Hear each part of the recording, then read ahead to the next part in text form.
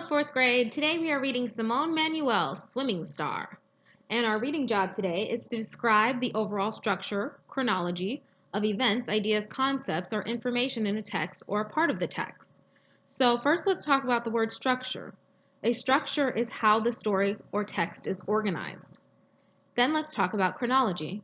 The chronology of a series of past events is the times at which they happen, in the order in which they happened. So we need to pay attention to those two things today. How is this text organized, and what is the chronology of the story? What order did everything happen in?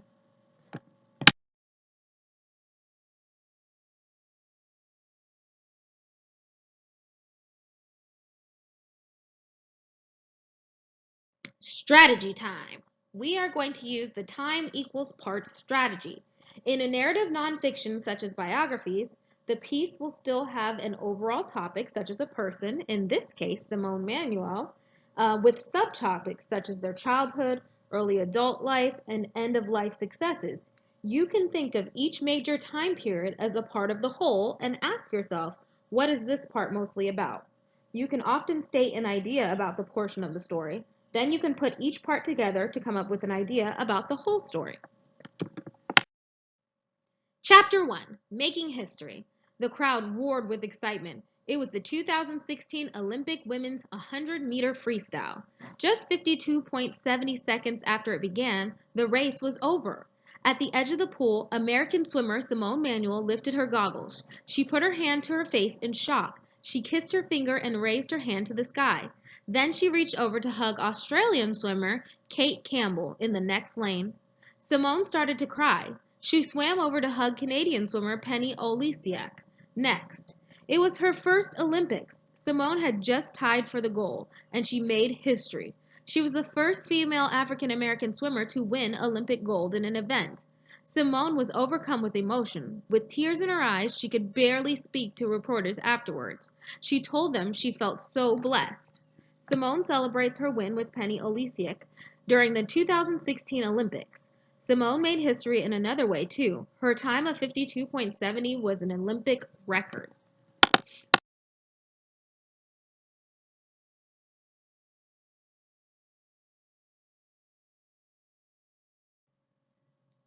So if I think about how the story is organized, this first chapter is when Simone is older. This is when she won the Olympics and made history as the first African American swimmer to win a gold medal. So I can look at the pictures and know that Simone is not a child. She seems like she's in her early adult life. It's 2016. So I put my little arrow marker on the timeline in her early adult life is when this happened. Let's look at the rest of the text and see what happens to the order of events. Chapter 2, Born to Swim. Simone was born August 2nd, 1996 in Sugar Land, Texas. She started swimming at age 4. Her parents Sharon and Mark wanted her to learn so she'd be safe in the water. Simone had also watched her two older brothers compete in swim meets. She wanted to do that too. Simone's parents thought that after a year of swim lessons, she could join the swim team.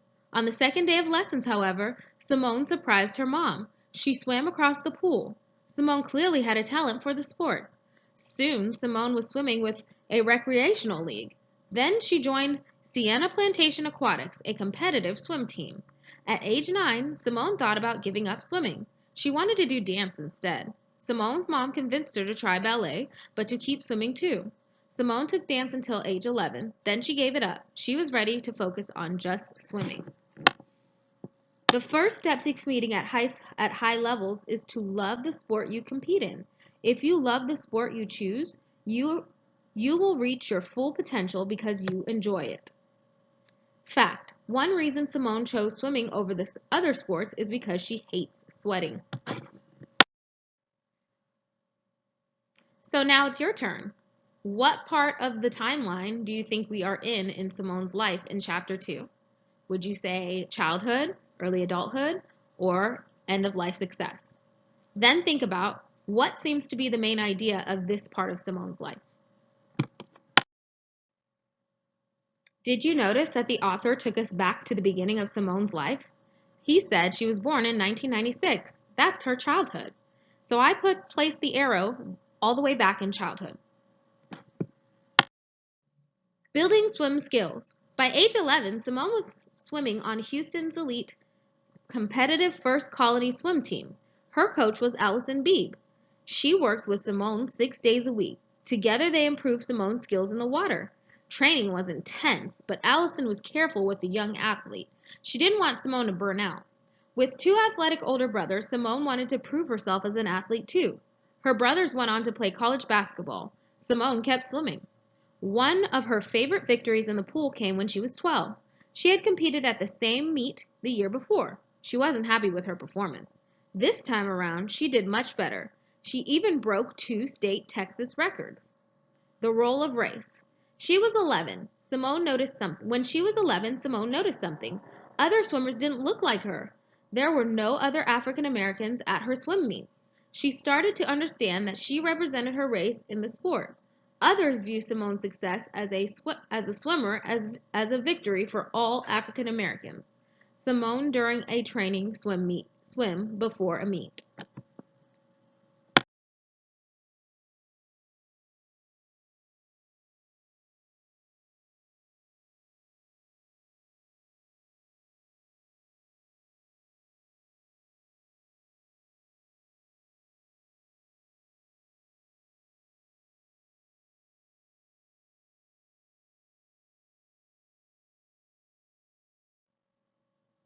Here it seems like we are still in the childhood part of the timeline of Simone's life. We're just further along than we were at the beginning of chapter 2.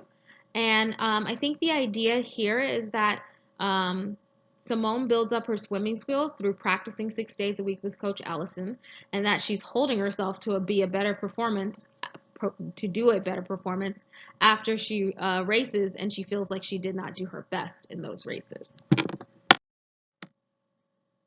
So looking at our timeline, I have moved up the arrow to, just past childhood, and I figured out that this time is 2007 because she's 11 years old. So if she was born in 1996 and I add 11 years, that would be 2007. So that's how I got that number on this timeline. Showing her speed. Simone continued to show her talent. At the FINA World Junior Championships in 2011, Simone competed internationally for the first time. She placed fourth in the 100-meter freestyle. The next year, she won the 100-meter race at the Junior Pan-Pacific Swimming Championships.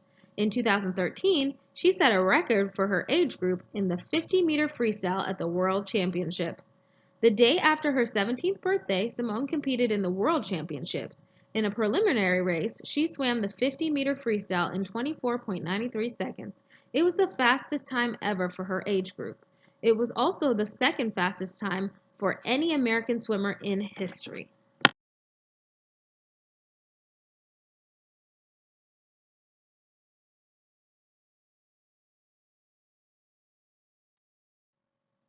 So now it's your turn to think. What part of Simone's life are we in now? Childhood, early adulthood, end of life success? What year is it? Thinking about this part of Simone's life, what seems to be the main idea?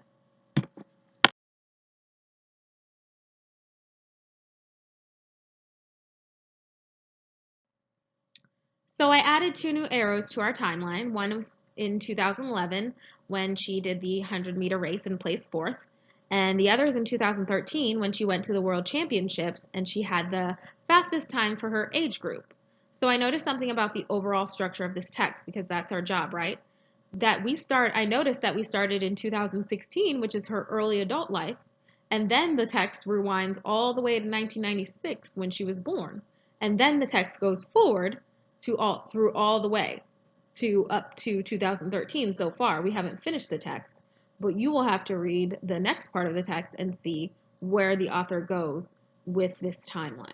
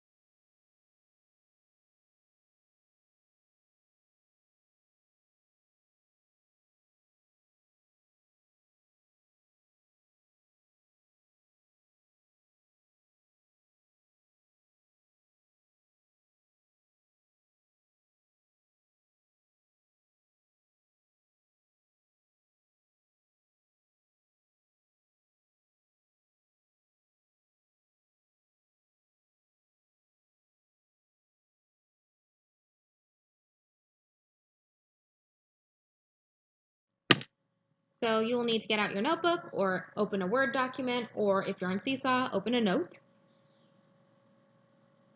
And you'll need to write the name of the text at the top so they know which text you're talking about.